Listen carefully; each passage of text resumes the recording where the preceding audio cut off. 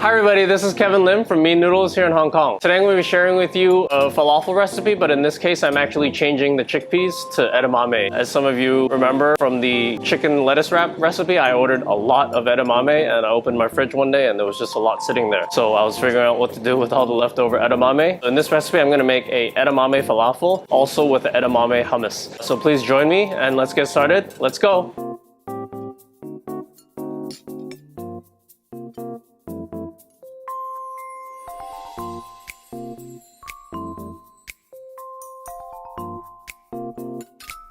So we'll first start with the edamame hummus. This is very similar to the sun-dried tomato hummus. I've just changed the ingredients around, but again, pour everything into our handy-dandy food processor and then just turn it on and let it blend until the consistency that you prefer.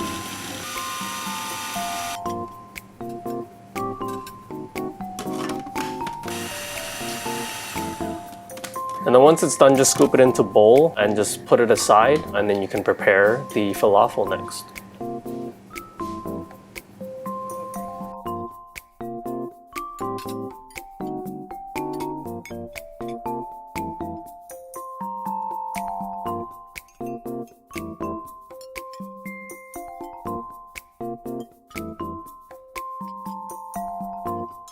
So for the falafel, again, we are using our very trustworthy food processor. Again, just place everything in there and then just blend it.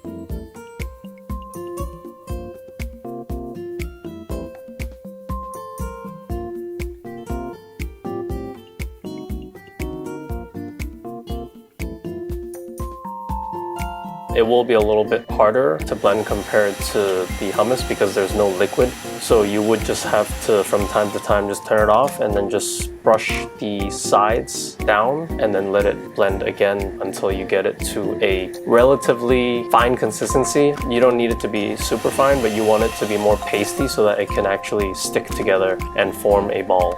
So you can see my consistency is a little bit more paste-like, and I can actually form it into a ball without it falling apart. Obviously, the coarser it is, it will start to fall apart, so just process it a little bit more. So in this case, I'm actually just dipping it in a little bit of sweet potato flour or sweet potato starch just to help it with creating a crust on the outside.